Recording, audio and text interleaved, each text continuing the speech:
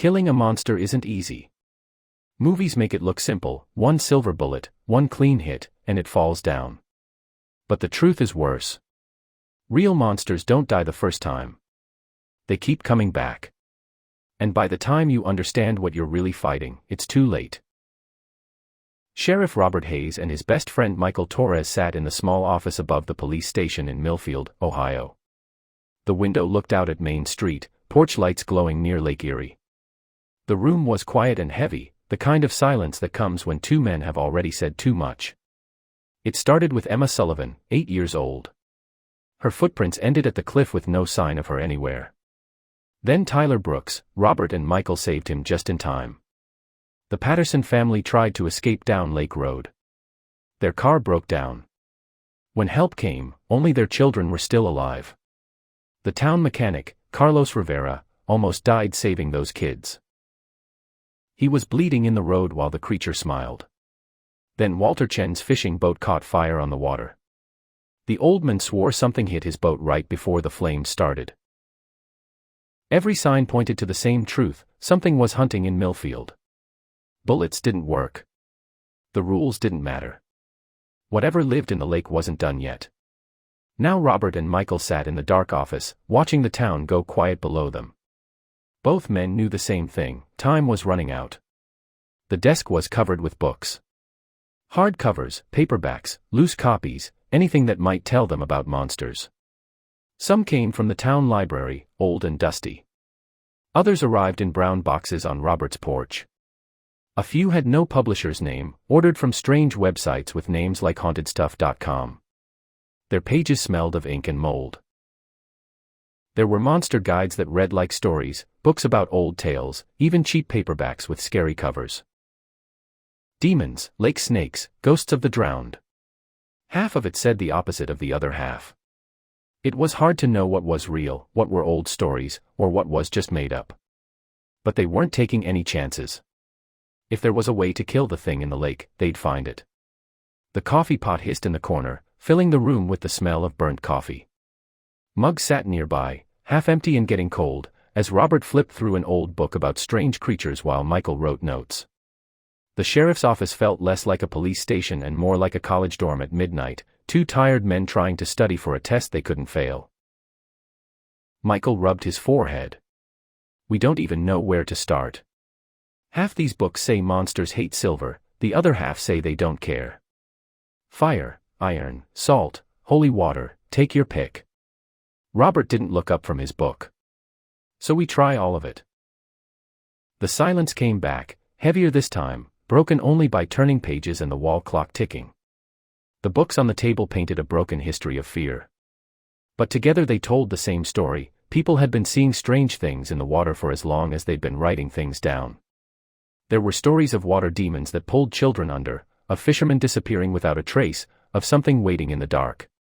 One paperback said some creatures only went for the liver, full of iron, fat, nutrients. Predators choosing the best prize. Michael read it out loud, voice low. Sounds familiar, doesn't it? Robert didn't answer, but his jaw got tight. One of the thinner books came from a strange website online, half old stories and half conspiracy theories. It talked about the Shokoi, a legend from the Philippines about a creature that dragged people under from shallow water, part human, part fish, with claws like hooks. Michael muttered, could be the same thing. Different place, different name. The old stories overlapped. Some said silver. Others fire. A few swore by salt, by prayer, by iron. Nothing matched up. For every book that promised a weakness, another said it didn't matter, the monster always came back. Michael closed one book with a snap. We're looking through 1,000 years of stories, and they all end the same way. Robert stared at the mess of paper and ink between them. Then maybe it's up to us to write a new ending. The clock ticked. The lake water lapped against the shore. And in the sheriff's office, two old friends leaned closer to the pile of books, searching for the one thing no one else had found: a way to kill it. Michael flipped through a worn paperback, half old stories, half survival guide. His eyes caught on a short passage. Wait. Listen to this.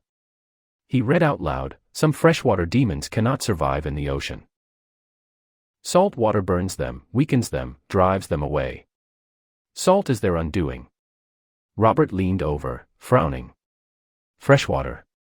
Michael tapped the page. "Maybe that's why it stays in the lake. It's not just hunting here, it's trapped here." Robert reached for another book, flipping quickly until he found the line he remembered.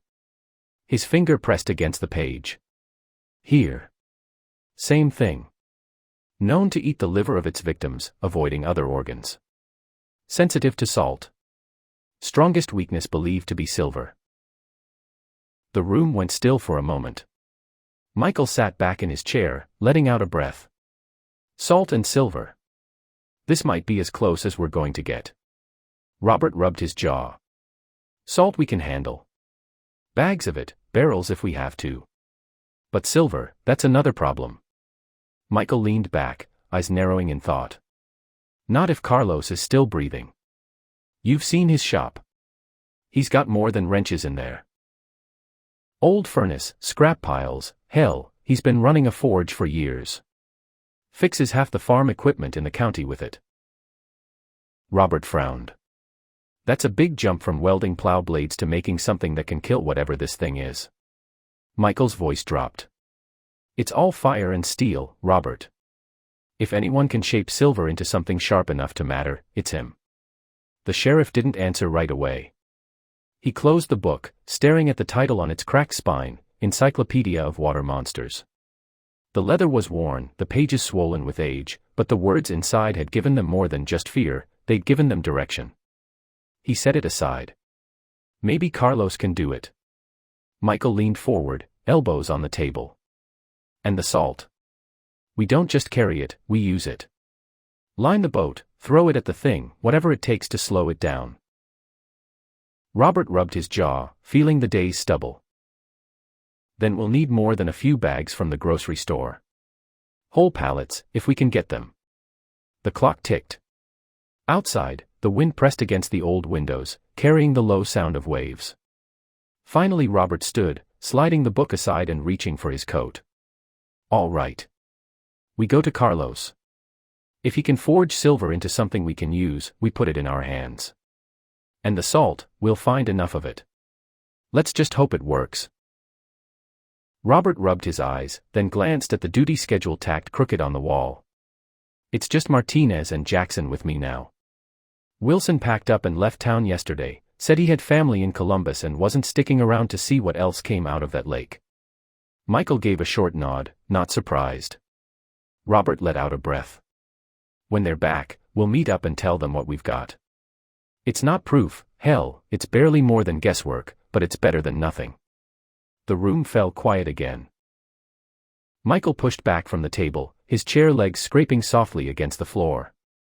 I should spend time with Alex today, he said. His voice was low, almost sorry. All of this matters. But so does time with him. I just feel like I'm never there for him lately, you know. He rubbed a hand over his face, looking for words. I've thought about sending him away.